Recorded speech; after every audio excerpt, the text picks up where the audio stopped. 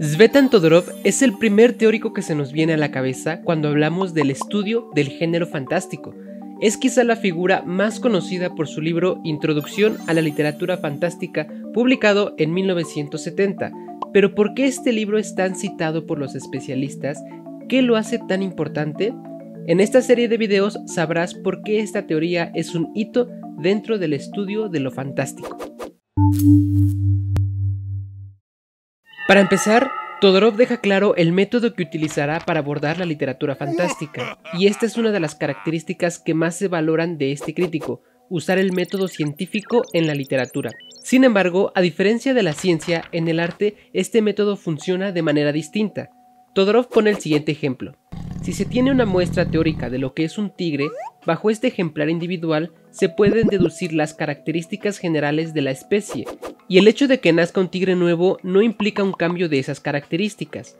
En cambio, dentro de un género literario, incluso teniendo las características de la especie, o sea, el género, cada que se produce un nuevo texto, este puede modificarlo.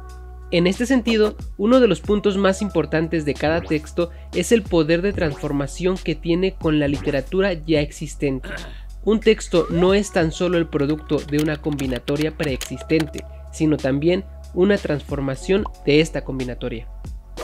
De esta manera podemos acercarnos al concepto de género, ya que el género es precisamente una serie de características que comparte un texto con otros que lo anteceden. Es decir, el género no es más que el tipo de relación que un texto mantiene con la literatura, con todo lo que se ha escrito, porque ningún texto se produce de la nada, sino que se genera a partir de otras obras. Todo el bagaje que una persona tiene, todo lo que ha leído es aquello que influencia su escritura, y así lo que escribe mantiene una relación con todo el universo literario. Y bueno, así es como Todorov empieza su libro, haciendo una declaración de cómo abordará lo fantástico, viéndolo como un género literario, no un subgénero, con una visión científica y relacionándolo con toda la tradición literaria, no solo como un caso aislado. Además, ve a la literatura como un sistema, como una serie de mecanismos construidos de una manera particular. Ningún elemento de una estructura narrativa es azarosa, está puesto por algo y tiene una función. Algo importante es que Todorov menciona a Northrop Frye y su libro Anatomy of Criticism. Este crítico anglosajón habla precisamente de la teoría de los géneros en su libro, pero Todorov lo refuta desde su visión estructuralista. Esta forma de citar a un autor para luego refutarlo es una práctica muy común dentro de la teoría literaria, y de hecho, Todorov no está exento de esto, pues tras publicar su libro, múltiples teóricos y teóricas lo han refutado de diferentes maneras, pero ese es otro tema. Aunque si quieres saber cuáles son los puntos criticables de Todorov, suscríbete porque hay toda una serie de videos donde lo explico. Lo importante es la visión con la que Todorov abordará su libro sobre lo fantástico, y esto se puede resumir en 3 puntos. Punto número 1. Todo género se construye de 3 aspectos fundamentales: lo verbal, lo sintáctico y lo semántico. Lo verbal se refiere al texto, las palabras, frases y el estilo, como a su función comunicativa, quien emite el mensaje y quien lo recibe. Lo sintáctico se refiere a cómo está construido el texto, qué recursos lingüísticos, retóricos y narrativos se manifiestan y con qué propósito. Y lo semántico se refiere a los temas. ¿De qué habla el texto? Punto número 2.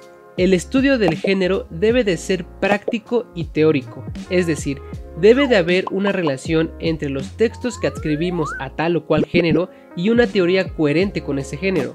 Pero esto no significa que los textos deban cumplir obligatoriamente con alguna teoría como si fuera una receta de cocina, aunque también puede suceder lo contrario y que no solo correspondan con un género, sino que compartan características con 2 o más géneros. Punto número 3. La postura del crítico y del estudioso de los géneros no es aprender y repetir normas, sino mantener una postura descriptivista, es decir, el trabajo consiste en observar y describir cómo se construyen los textos, cómo se estructuran, cómo se relacionan. Primero existe el objeto de estudio, o sea, la literatura, y después viene la teoría y la crítica, no al revés.